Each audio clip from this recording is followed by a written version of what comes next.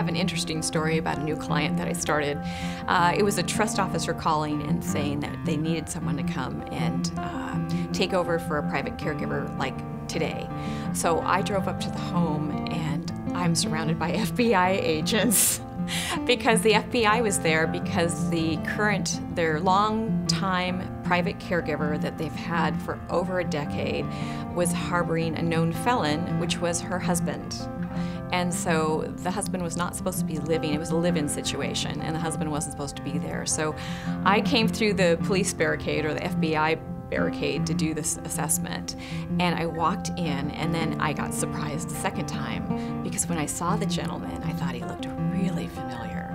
And I won't say what company he worked for, but he was the head of human resources for a company that I interviewed when my first interview out of college.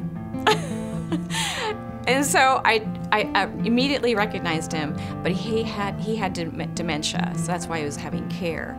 And I didn't hold it against him. I never got the job, but I recognized him. And so that gentleman we took care of for years, and he lived in his own home. His guardian was his granddaughter, and they wanted him to be able to live in his home as long as possible because all their family reunions were done in the home.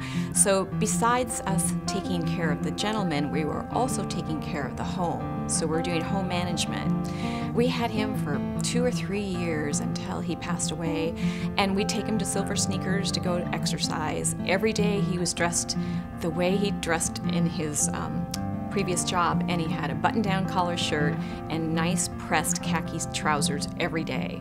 And so he was a dream for a client, because he'd go to the dry cleaner with the caregiver. They'd go to Silver Sneakers so he could say hi to the girls.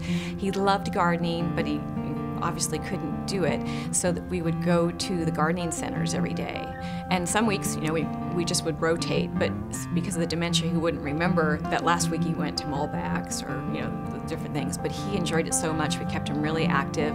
He was active up until like the last week, where all of a sudden the Alzheimer's took over his swallowing response, and so he couldn't swallow anymore, and the family didn't want to do life-saving procedures. But he was healthy right up to the end, and he was a joy to be around, and the family loved everything we did for him.